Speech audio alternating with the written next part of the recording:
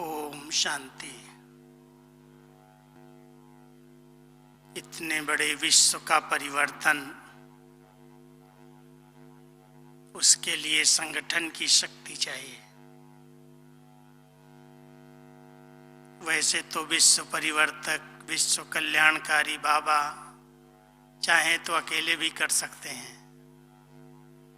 लेकिन इतने बड़े संगठन को साथ लेकर सब बच्चों के सहयोग की एक एक अंगुली से गोवर्धन पर्वत कलयुग का उठ रहा है। बाबा ने हम सबको एक सूत्र में बांधा है। ब्रह्मा कुमार, ब्रह्मा कुमारी कहलाने वाले भाई और बहनें जैसे यूनिफॉर्म में एक हैं, पढ़ाई हमारी सबकी एक जैसी है, हमारी धारणाएं सब एक जैसी हैं। इस ईश्वरीय विश्वविद्यालय के नियम और मर्यादाएं भी सबके लिए एक जैसे। वैसे तो दूसरे सत्संगों में अगर कोई ने सन्यास लिया तो उन संतों के, उन सन्यासियों के नियम अलग होते और प्रवृत्ति में रहने वालों के लिए अलग होते हैं। लेकिन यही एक ईश्वरीय विश्वविद्यालय है जहाँ पर चाहे वो समर्पित हैं, चाहे प्रवृत्ति में रह रहे हैं, कोई भी कार्य व्यवहार कर रहे हैं, सबके लिए बाबा ने एक जैसे नियम बनाए, एक जैसी मर्यादाएं बताई, एक जैसे हमारी दिनचर्या है सवेरे से रात तक की। इस बातों में हम सब संगठित हैं। संगठन को शक्तिशाली बनाने के लिए मैं आपको यज्ञ इतिहास की तरफ ले जाऊंगा, क्योंकि बहुत बड़े बड़े मोड़ कई बार समय पर समय यज्ञ के अंदर आए हैं और उसमें हम सबको स्वयं शिव बाबा का मार्गदर्शन मिला है। सबसे पहले जब बाबा 69 में अव्यक्त हुए, उस समय यज्ञ के आगे एक बहुत बड़ा पेपर था, क्योंकि अचानक बाबा का जाना और इतने बड़े विश्वविद्यालय के कार्यभार को बहनों के हाथों में ट्रांसफर करना, तो बाबा ने अव्यक्त होने के पहले साकार में भी लास्ट मुरली जो चलाई उसमें कई बातों का गुप्त इशारा दिया है, और जब बाबा अव्यक्त हो गए उसमें बहुत डायरेक्ट इशारे दिए कि बच्चे, अभी इस संगठन को हिलाने वाले बहुत सामने आएंगे, सामना करेंगे। आप सबको शक्तिशाली संगठन बना करके रखना है, एकता के सूत्र में बंध करके रहना है। बाबा के अव्यक्त होने के साथ दीदी और दादी, जिनको बाबा ने निमित्त बनाया, दीदी मनमोहिनी और दादी प्रकाश मणि जी, दोनों ने बाबा को हाँ जी किया कि बाबा जो आप कहेंगे वही करेंगे। बाबा को साथी बनाकर इस यज्ञ की बागडोर अपने हाथों में ली। बाबा तो साथ रहे, कभी भी बाबा ने इस यज्ञ में भले गुप्त रूप से अपना पाठ बुझाया, लेकिन आज तक यज्ञ रक्षक बन करके यज्ञ का मार्गदर्शन किया। सभी बच्चों को एक मत, एक सूत्र में बांध करके रखा है। हम सब देख रहे हैं, जब कोई भी संस्था का संस्थापक या गुरु शरीर छोड़ता है तो उसके बाद बहुत कम ऐसे स्थान होंगे, संस्थाएं होंगी जो लगातार एक होकर के चली हों। आज इस यज्ञ को 51 वर्ष ब्रह्मा बाबा के अव्यक्त होने के बाद पूरे हो रहे हैं।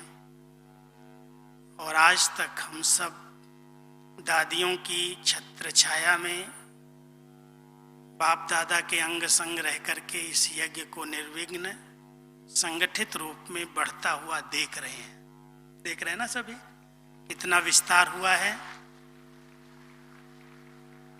बाबा ने जब अपने पार्ट को साकार से अव्यक्त किया, उस समय केवल 108 सेंटर बाबा कहते थे बच्चे तुम्हारे होंगे,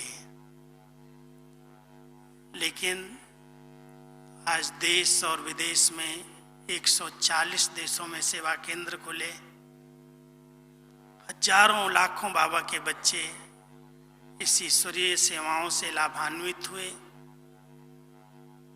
अपने जीवन को श्रेष्ठ और उज्जवल बनाया, चरित्रवान बनाया, और सभी एक ही सूत्र में बंध करके चल रहे हैं। लेकिन कुछ एक बातें जो बड़ों ने ध्यान पर रखी संगठन को एकता के सूत्र में पिरोने के लिए, सबसे पहले दीदी और दादी ने संस्कार भिन्न होते हुए भी अपने विचारों को आपस में मिलाया। कभी भी एक ने कहा दूसरे ने उसे माना, कट नहीं किया। संगठन की एकता का सबसे पहला सूत्र यही रहा कि उन्होंने एक दूसरे की बात को यथार्थ रीति से समझा, हाँ जी किया। अगर कोई बात पसंद नहीं भी आई तो कट नहीं किया, सम्मान दिया। ये संगठन को शक्तिशाली बनाने के कुछ सूत्र मैं आपको बता रहा हूँ, जो हमारे बड़ों ने प्रैक्टिकल करके दिखाया, और उसके आधार से सबको साथ लेकर के चले। वो दिन थे जब मैं 71 में पहली बार मधुबन में आया। अव्यक्त बाबा के अव्यक्त होने के 1.5 साल 2 साल के बाद मैं समर्पित हुआ 72 में। हमने दीदी और दादी की बहुत समीप से पालना ली, साथ रहे, सेवाओं में अंग संग रहे, और उनकी हर बात से, हर एक शिक्षा से, हर एक पालना के तरीके से पूरा लाभ लिया। पालना का तरीका इतना वंडरफुल रहा कि कोई भी आत्मा कैसे भी संस्कार वाली हो, उन्होंने कभी भी उसके बातों को, उसकी विचारधाराओं को डायरेक्ट कट नहीं किया। जैसे आप बाबा की शिक्षा देने का स्वरूप देखते हैं, बाबा को अगर कोई शिक्षा देनी होती है किसी बच्चे को तो किस रूप में देता है?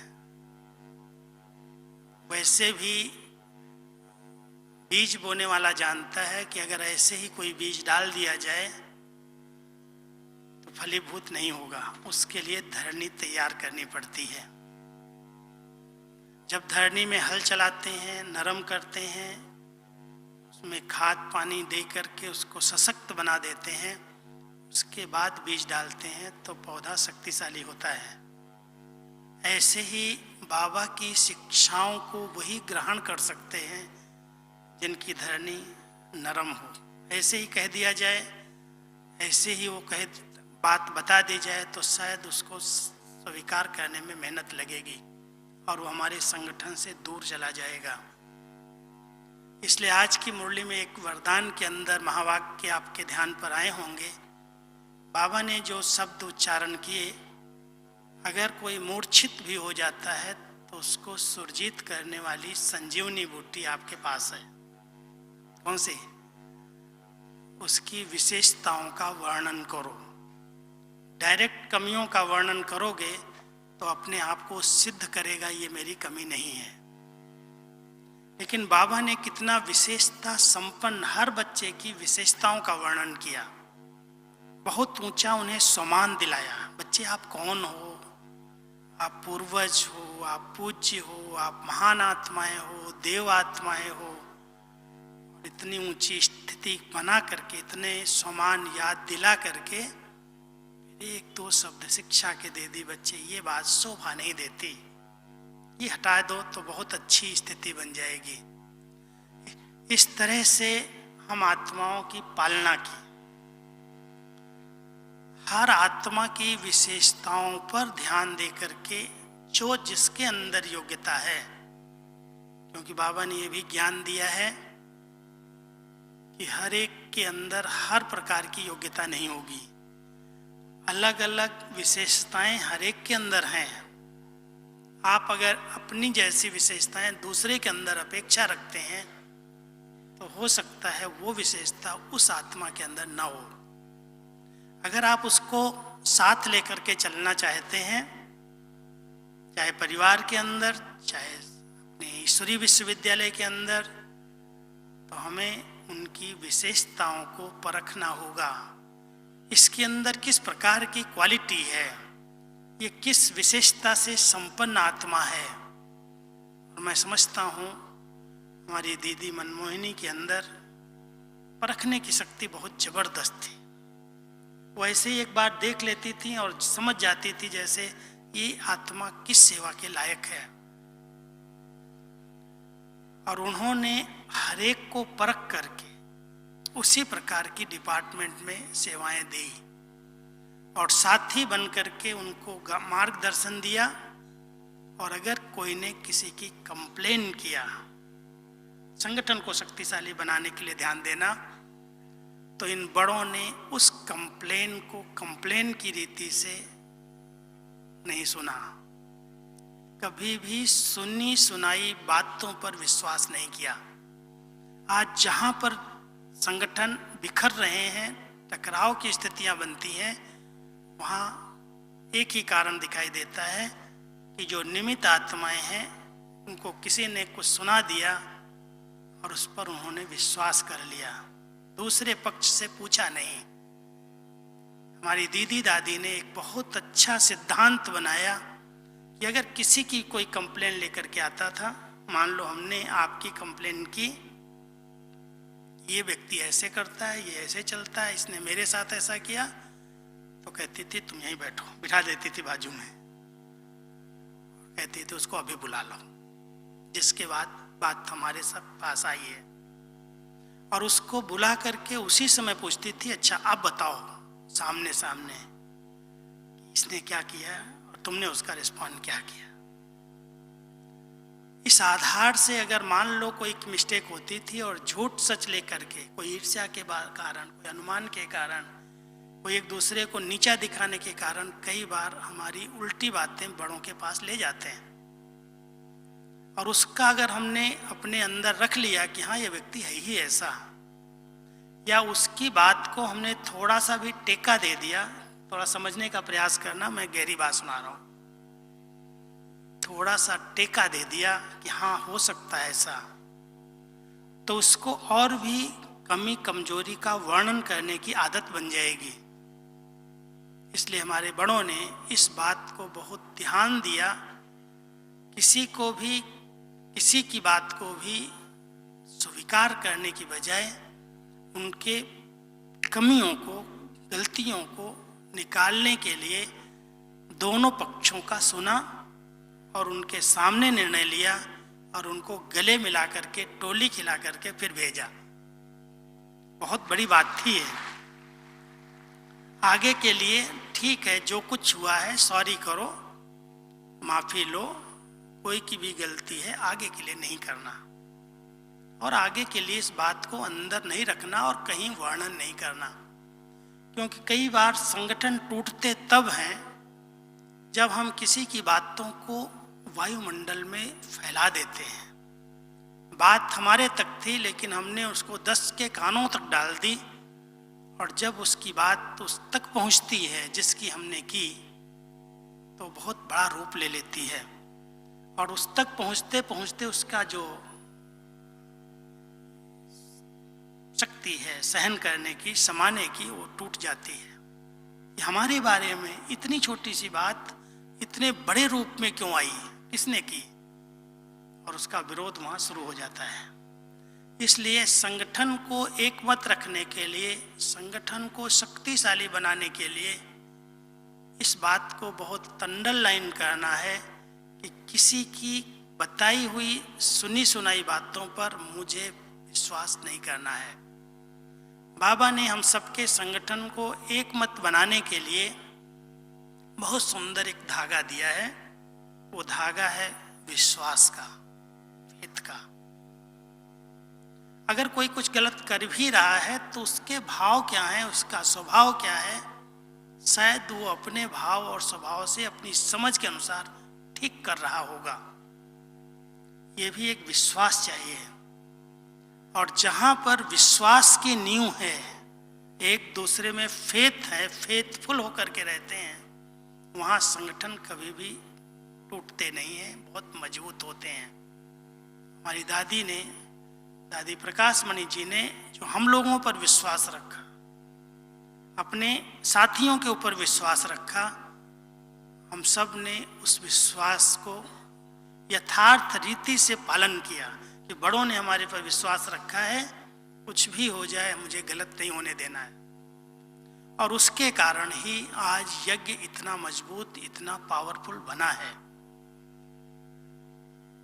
दूसरी शिक्षा एक बहुत अच्छी बाबा की मिलती है, आज के मुरली में भी वो थी। हमारी स्थिति स्तुति के आधार पर नहीं होनी चाहिए। हमारी कोई ने स्तुति की, हमारी महिमा की, हमारी बड़ाई कर दी और हम खुश हो गए कि हाँ हम तो बहुत अच्छे हैं। और अगर कोई ने जरा भी कहीं निंदा कर दी तो बाबा बड़ा अच्छा शब्द एक प्रयोग करते हैं, निंदा हो गई तो निधन का बन गया और स्तुति हो गई तो फूल गया गुब्बारे की तरह। ध्यान देना, बाबा ने ये महावाक्य अव्यक्त होते पहली मुरली में सुनाया, बच्चे निंदा हमारी जो करे मित्र हमारा सोए। निंदक को नेरे रखना, नजदीक रखना। निंदा करने वाला आपका ध्यान आपकी कमियों पर खिंचवाता है, इसलिए वो आपका मित्र है, दुश्मन नहीं है। बहुत गहराई की शिक्षाएं दी, तब ये संगठन एक होकर के चला। अगर हम निंदा करने वाले से किनारा कर लेते और महिमा करने वाले को दोस्त बना करके उसके साथ चलते हैं तो शायद जो दोस्त हैं वो हमारी कमियों पर हमारा ध्यान नहीं खिंचवाते हैं। और जो थोड़ा निंदक हैं, जो कोई कमी कमजोरी देख करके इधर उधर बताते हैं, कहते हैं, माना वो हमारे ऊपर पहरा दे रहे हैं, हमारी कमियों को निकालने के लिए हमें साथ दे रहे हैं। ये बहुत ऊंची बात है और इस धारणा को जिसने अपने जीवन में उतारा है, कुछ होने चाहिए, भले कोई निंदा करे, डरने की आवश्यकता नहीं है। अगर हम ईश्वरीय नियम और मर्यादाओं में दृढ़ता के साथ चल रहे हैं, पालन कर रहे हैं, कोई अनुमान के कारण, कोई ईर्ष्या के कारण, कोई वैर भावना के कारण मेरी ग्लानि भी कर रहा है, इधर उधर बात भी फैला रहा है, तो बाबा कहता है बच्चे इससे डरो मत, उससे किनारा मत करो। ठीक है, आज नहीं तो कल वो हमें समझ लेगा। कभी भी सत्यता को सिद्ध किया नहीं जाता, और सत्यता को अगर सिद्ध करते हैं तो वो जिद्द कहलाता है। इसलिए बाबा ने अपने बच्चों को संगठित रूप में एक मत का संगठन बनाने के लिए ये शिक्षा दी कि अगर आप सच्चे हो तो चुप रहना सीखो, और अगर कोई बात देनी है, कहनी है, तो बहुत सभ्यता पूर्वक कहो। अगर सत्यता है और उसमें सभ्यता नहीं है, आप कहते हो ये मुझे झूठ बोलता है इसलिए मुझे गुस्सा आता है, झूठ बोलने से भी गुस्सा करना अधिक पाप है। अब ऐसी शिक्षाएं जो बाबा ने दी है मुरली के अंदर, हम सबका श्रृंगार इन्हीं शिक्षाओं से हुआ है। मैं अव्यक्त बाबा की मुरलियों को जब स्टडी करता हूँ 69 से, बाबा ने आज तक किसी भी प्रकार की ऐसी कोई शिक्षा नहीं है, ऐसे कोई गुण नहीं है, ऐसी कोई शक्ति नहीं है जिस पर अटेंशन न खिंचवाया हो। सब बातों पर ध्यान खिंचवाया है, हर सब्जेक्ट पर ध्यान खिंचवाया है। आत्मा को संपूर्ण पावन सतो प्रधान सर्व कलाओं में संपन्न बनाने के लिए बाबा ने बहुत ऊंची शिक्षाएं दी हैं, और वो शिक्षाएं हमारा श्रृंगार हैं। अगर हम इस संगठन को एक मत के सूत्र में पिरोना चाहते हैं तो हमें इन बाबा की शिक्षाओं को बहुत अंडरलाइन करने की आवश्यकता है। बाबा की मूल्यों को गहराई से स्टडी करो। बाबा ने अपने बच्चों को टाइटल्स बहुत ऊंचे ऊंचे दिए हैं, लेकिन टाइटल्स के साथ साथ जो छोटी मोटी कमी है, कमजोरी है, उन पर बहुत महीनता से ध्यान खिंचवाया है। हम सब अपने इस ब्राह्मण परिवार के संगठन को एक बनाना चाहते हैं, शक्तिशाली बनाना चाहते हैं। कोई एक भी ईंट इस किले से बाहर न निकले। अगर किला मजबूत है, सभी ईंटें एक साथ जुड़ी हुई हैं, तो कभी भी दुश्मन वार नहीं कर सकता है। जहाँ पर किलों के अंदर कोई दुश्मनों ने वार किया है, आप देखेंगे कि उस किले से कोई एक आत्मा ट्रेटर के रूप में इधर की बात उधर ले जा कर के बताती है और उसका किला ढह जाता है, उसके अंदर शत्रु घुस जाते हैं। रावण का किला कैसे ढह गया? एक विभीषण इधर से उधर हुआ। कोई भी बात, अगर कोई की हमारे परिवार की बात, हमारे घर की बात, जैसे लौकिक रीति से कभी भी परिवार में माँ बाप अपने बच्चे की गलती बाहर दूसरों को नहीं सुनाते। क्यों नहीं सुनाते? वो समझते हैं इस बच्चे की गलती माना मेरी गलती है, मैंने इसको ट्रेंड नहीं किया, मैंने इसको सिखाया नहीं, इसलिए इसने गलती की है। ये परिवार की बात है, ये बाहर नहीं जानी चाहिए।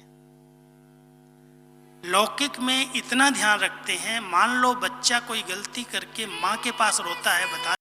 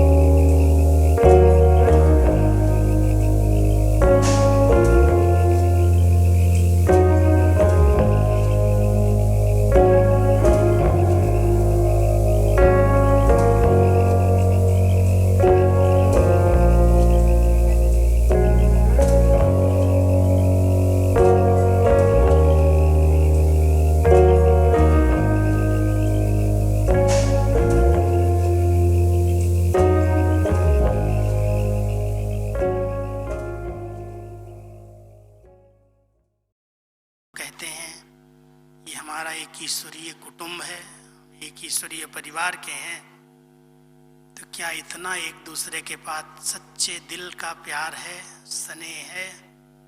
इसकी गलती माना मेरी गलती, इसने कुछ नीचे ऊपर किया माना मेरे से हुआ, कुछ कारण है जिसके कारण ऐसा हो रहा है।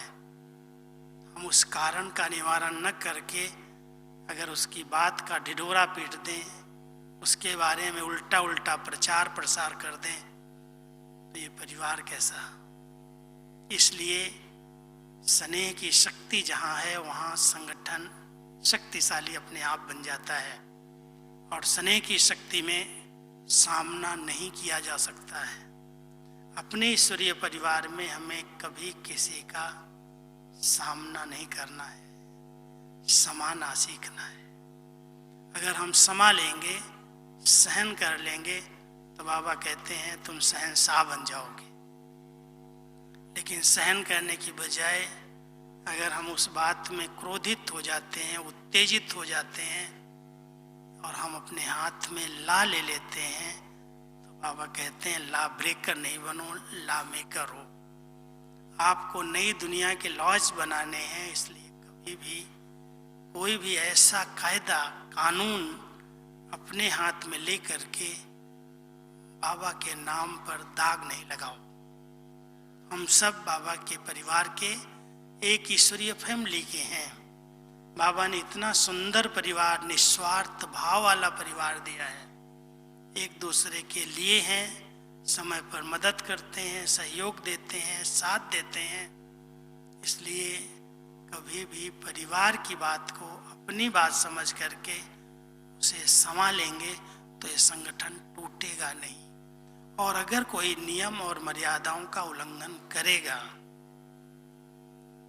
तो बाबा कहता है ईश्वरीय विधान ऐसा बना हुआ है, वो इस परिवार से अपने आप किनारा कर लेगा, चला जाएगा। आप निमित्त नहीं बनो। जब इन बातों को हम थोड़ा अंडरलाइन करके चलते हैं कि मुझे कभी भी अपने हाथ में ऐसे कोई कायदे नहीं लेने जो कोई भी प्रकार के टकराव की स्थिति पैदा हो। भले हम जवाबदार भी बन जाएं, सेवाएं करें, साथी बने, राइट हैंड बन जाएं बड़ों के, लेकिन कभी भी हम लॉफुल बन करके किसी की ऐसी करेक्शन न करें। अगर कोई बात होती थी, हमारी दादी जी हम लोगों को ऐसा नहीं, कोई श्रीमत उल्लंघन करके आता है तो उसको माफ कर देती थी, लेकिन उनके शिक्षा देने का तरीका बड़ा वंडरफुल था। मान लो आज कोई बात ऐसी हुई तो पहले उसको बुला करके उसको बहुत सम्मान देगी, ताकि वो अपनी कमियां अपने आप बताने लगे। तूने ऐसा क्यों किया, ऐसा किया, डायरेक्ट उसको कभी भी डांटना शुरू नहीं करेंगे। जाते ही अपने आप को रियलाइज करेगा इन बड़ों का इतना मेरे से स्नेह है, इतना प्यार है, जो हमारी विशेषताओं को देखते हैं, कमियों को नहीं देखते, तो अपने आप वो अपनी कमियां उगलने लगेगा और उनको निकालने के लिए प्रतिज्ञा करेगा, संकल्प लेगा।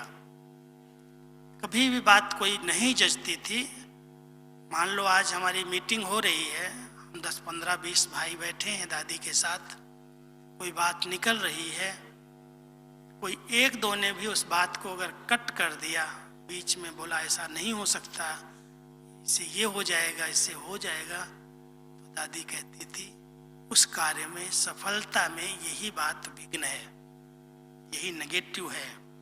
जब तक सबकी विचारधाराएं एक नहीं होंगी तब तक हम कोई कदम आगे नहीं बढ़ाएंगे। सबके विचारों को सम्मान देना, सत्कार देना, उनकी भावनाओं को स्वीकार कर लेना, कट न करना, इससे संगठन बलवान बनता है, शक्तिशाली बनता है। हर एक के अंदर ये आता है कि मैं भी कुछ अपना योगदान इस सेवा में दूं। अगर उसको यथार्थ रीति से सम्मान नहीं मिलता, किसी ने उसकी बात को कट कर दिया, उसकी राय को स्वीकार नहीं किया, सत्कार नहीं दिया, तो वो आत्मा धीरे धीरे संगठन से टूट जाती है। इसलिए अगर हम अपने इस दैवी परिवार के संगठन को मजबूत बनाना चाहते हैं तो इन सब नियमों को बहुत दृढ़ता के साथ पालन करना होगा। एक बार की बात मैं आपको सुनाता हूँ। दीदी और दादी के संस्कारों में थोड़ा सा अंदर भिन्नताएं थीं, लेकिन बाबा के नाम पर उन्होंने उन भिन्नताओं की परवाह नहीं की। उसको तुरंत कहते हैं इसमें मरना पड़ता है, सहन करना पड़ता है, समाना पड़ता है, अपने आप को एडजस्ट करना पड़ता है।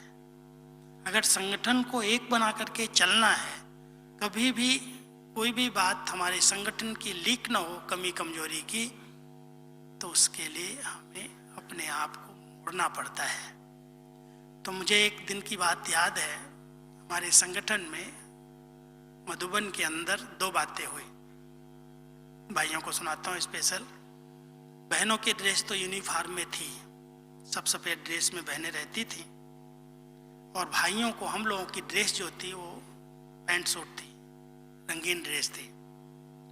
और रंगीन ड्रेस पहन करके ही हम, क्योंकि सब स्थूल सेवाएं थी, कारपेंटरी का काम है, धोबी घाट का काम है, भंडारे का काम है, सफाई का काम है, तो सफ़ेद ड्रेस तो गंदी होगी, बहुत ज़्यादा उसको मैल होगा, खर्चा होगा, साबुन का, धोबी का। लेकिन एक दिन की बात मैं आपको सुनाता हूँ। हमारे घर में मधुबन में पार्टियां आना शुरू हुई, और कुछ मारवाड़ी माताएं बिहार साइड से आई थी। उनके पास बचा हुआ भोजन था, बहुत भोजन बना के साथ ले आते हैं, तो बचा हुआ भोजन था, तो उन्होंने सोचा होगा कि मैं मजदूरों को दे दूं। तो कारपेंट्री डिपार्टमेंट में हमारे समर्पित भाई ही सेवा देते थे, और उन्होंने वो भोजन वहां जाकर के उनको दिया कि आप लोग ये खा लेना। तो एक दिन तो भाइयों ने ले लिया और चुपचाप उसको फेंक दिया, कहा इन बहनों को पता नहीं होगा, माताओं को। 1 बार हुआ, 2 बार हुआ, 3 बार हुआ, तो उन भाइयों ने दादी को कंप्लेन कर दी कि दादी, ये माताएं हमको क्या समझती हैं, अपना बचा हुआ भोजन हमको दे के जाती, हम लोग तो समर्पित हैं, हम लोगों को क्या कमी है इनके भोजन खाने की। तो दादी को भी आया, क्यों इन भाइयों को ये भोजन बचा हुआ देती हैं।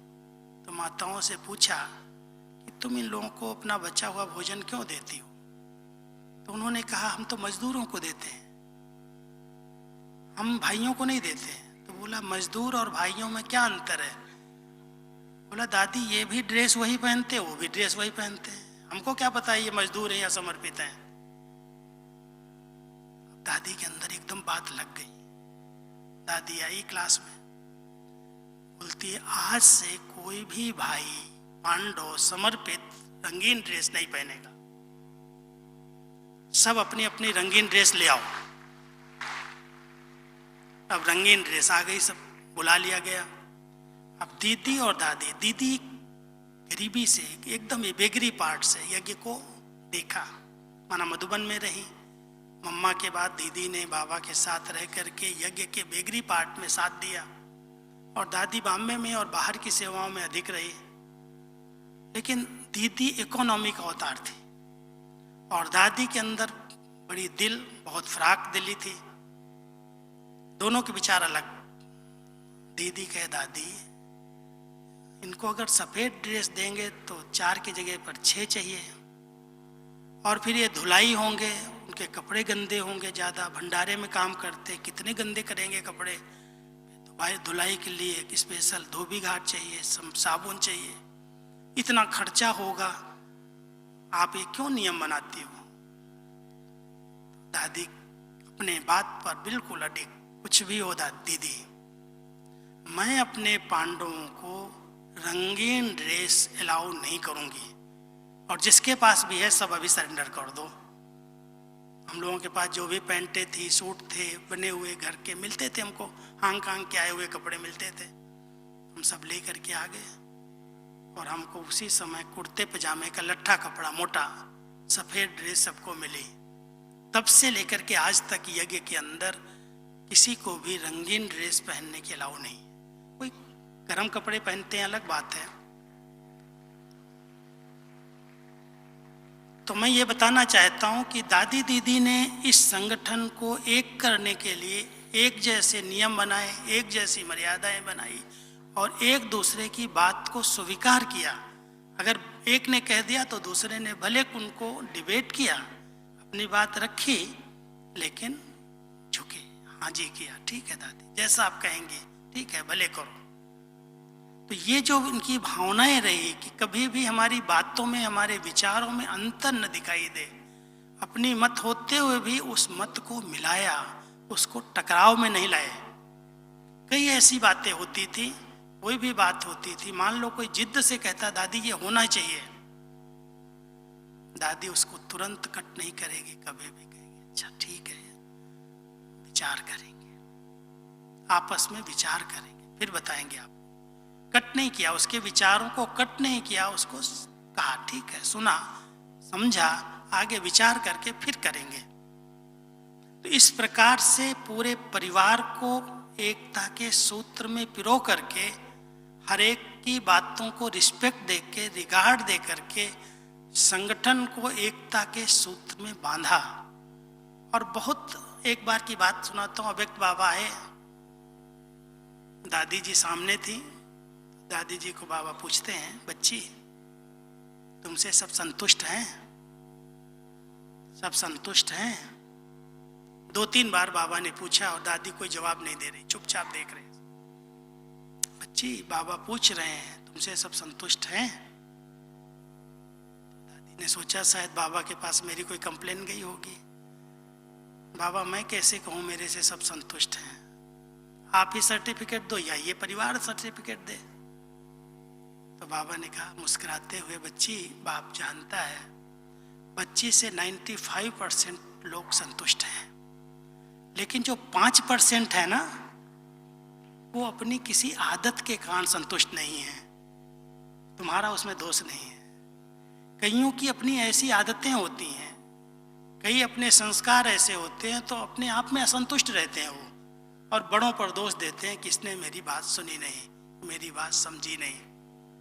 तो बाबा ने ये सर्टिफिकेट दिया और ये मुरली चलाई कि अगर संगठन को एक मत बना करके रखना है तो पहले स्वयं से संतुष्ट रहना सीखो, और फिर अपने परिवार के सभी सदस्यों की विशेषता को देखते हुए संतुष्ट करो और संतुष्ट रहो। अगर सभी ब्राह्मण परिवार के अंदर, जैसे बाबा हमारी विशेषताओं का क्या वर्णन करता है, बाबा कहता है कि मेरी 9 लाख की मणके का माला का लास्ट जो दाना है वो भी बहुत बहुत वैल्यूबल है। ये बाबा के वाक्य हैं। बाबा एक 9 लाख के लास्ट दाने की भी विशेषता को जानता है, और क्या कहता है, कम से कम उस लास्ट दाने के मुख से निकलता है मेरा बाबा। इस मेरा बाबा की जो उस बच्चे की विशेषता है, इसलिए वो विशेष आत्मा है, आज की दुनिया के VVIP से भी महान आत्मा है।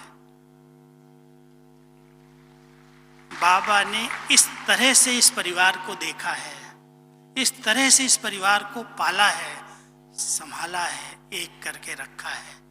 अगर हम लोग 100 लोग, 150 लोग, 200 लोग एक क्लास में आते हैं, क्या हम एक दूसरे की विशेषता नहीं देख सकते? कमियां तो हर एक के अंदर है। कमियों पर फट से ध्यान चला जाता, गलतियों पर हमेशा नोट होता है, लेकिन विशेषताओं पर ध्यान नहीं जाता। हर आत्मा विशेष है, कोई ना कोई विशेषता लेकर के इस यज्ञ में आई है, बाबा की बनी है। अगर विशेषताओं पर हमारी नजर जाएगी तो मैं समझता हूं कभी भी टकराव की स्थिति पैदा नहीं होगी। इस संगठन को एक बनाने के लिए हर आत्मा की विशेषताओं पर ध्यान जाना चाहिए। 5-10 विशेषताएं नोट करके रखो, हर एक के अंदर होंगी। अपने आप उसकी कमी कमजोरियां देखना बंद हो जाएगा। और अगर मेरे अंदर कोई कमी कमजोरी है, कोई महसूस कराता है, रियलाइज कराता है, पता चलती हैं, तो उसके लिए मुझे खुद तपस्या करनी है। कोई मुरली से, कोई क्लास से किसी के संस्कार चेंज नहीं हो सकते।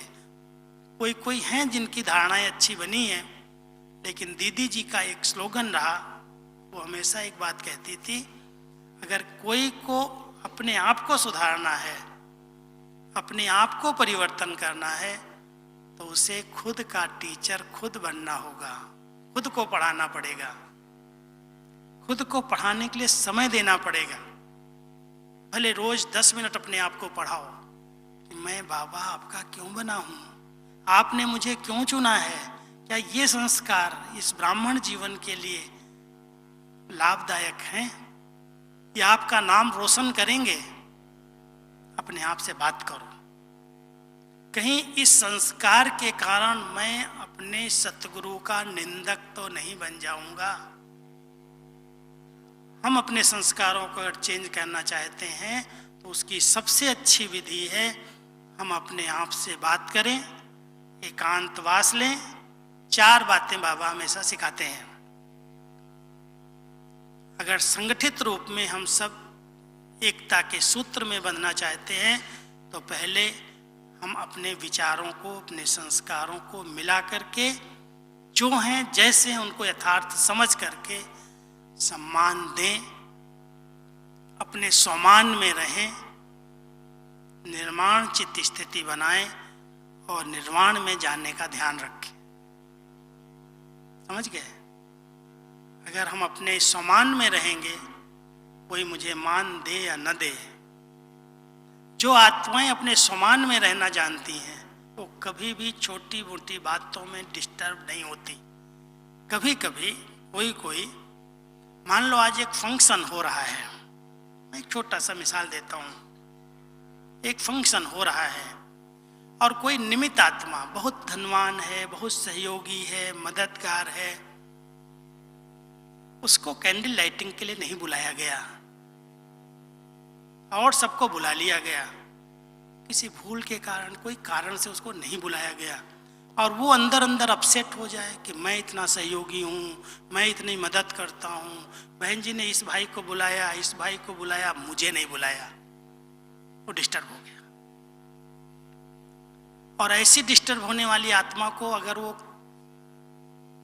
स्पष्ट नहीं है, बड़ों के आगे तुरंत बात नहीं कहती है, अंदर रख ले वो बात को, क्या होगा?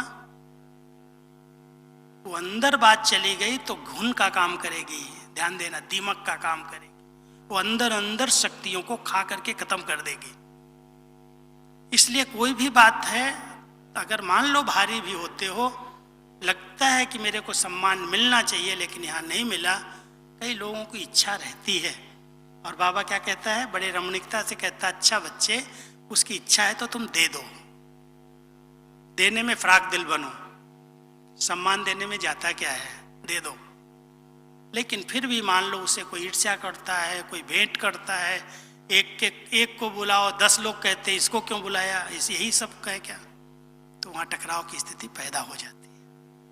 इसलिए जो आत्माएं इस ज्ञान यज्ञ के अंदर नंबर 1 बनना चाहती हैं, इस संगठन में जुड़ के रहना चाहती हैं, उनको अपने आप को सम्मान देना है, अपने आप का सम्मान करना है। बाबा आपने मुझे इतना सम्मान दिया है, इतने ऊंचे सम्मान दिए हैं, मेरे जैसा कोई नहीं, मुझे कुछ नहीं चाहिए, कोई बुलाए या ना बुलाए, कोई कैंडल जलाने के लिए बुलाए, कोई स्टेज दे, कोई नहीं दे, मुझे कुछ नहीं चाहिए, आपने मुझे बहुत कुछ दे दिया है। तो सम्मान में रह करके एक दूसरे को सम्मान दें। हमारे ब्रह्मा बाबा ने दिल से एक एक बच्चे को सम्मान दिया। हमेशा ये कहा, जहां बाबा की महिमा हुई, 2 शब्द यूज किए ब्रह्मा बाबा ने, बाबा कराने वाला, मैं कुछ नहीं करता, उसकी महिमा है, ये तो दलाल है। आज क्या कहा बार बार, ये कुछ नहीं करता, इसको याद नहीं करना, ये तो देहधारी है, ये तो दलाल है, तुम्हारी सगाई तो उसके साथ हुई है, उसको याद करो। कभी भी अपनी महिमा स्वीकार नहीं की। हमेशा शिव बाबा करा रहा है, और अगर फिर बहुत जोर लगा, कोई ने कहा बाबा आप करते हो, आप ही करा रहे हो, अरे बच्चे मेरे से अच्छा कर रहे हैं, इन्होंने बहुत अच्छा किया, इनके कारण बाबा का नाम रोशन हो रहा है। पहले आप, पहले आप, पहले आप करके सबको सम्मान दिया, सम्मान में रह करके सबको सम्मान दिया और खुद निर्माण बन गए। कभी भी मान सम्मान की इच्छा नहीं रखी। अगर संगठन को शक्तिशाली बनाना है, एकता के सूत्र में हम सबको पिरोना है, तो सम्मान दे करके निर्माण बन जाना है।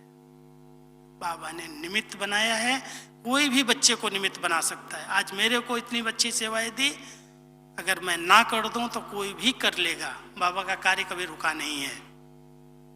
लेकिन निमित्त बनने वाले को गोल्डन चांस मिला है, उसका लाभ ले ले, उसका अहम ना आ जाए कि मैं ही कर सकता हूँ, मैं बड़ा अच्छा हूँ। इसलिए मैं और मेरे का बहुत बड़ा गुण है जो हमारी सब शक्तियों को, सब जमा हुए खजाने को खत्म कर देता है।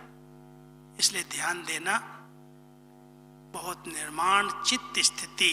और जब हम सबको निर्वाण में जाना है, जब हम वापस जाने की कगार पर खड़े हैं, किसी समय भी किसी का टिकट कट सकता है, निर्वाण स्थिति में रह करके इन सब बातों से उपराम हो जाओ।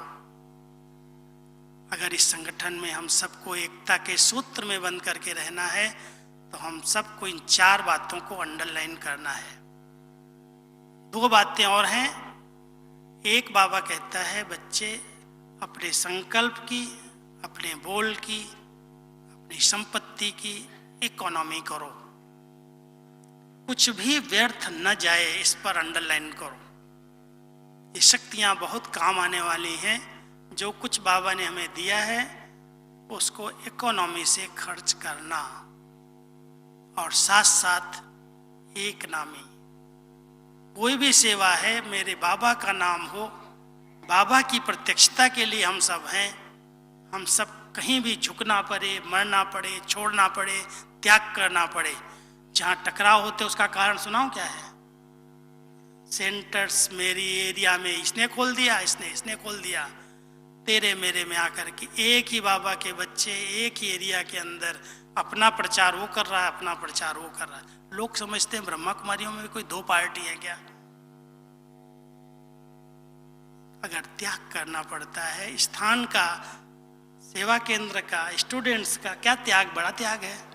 जब हमने सब कुछ दे सही दे के सब संबंधों का त्याग कर दिया तो इन छोटी छोटी बातों के कारण आपस में मन मुटाव कर लेना, एक दूसरे से बात न करना, एक दूसरे का मुंह न देखना, ओम शांति न करना, मैं समझता हूँ ये बहुत बड़ी डिससर्विस है।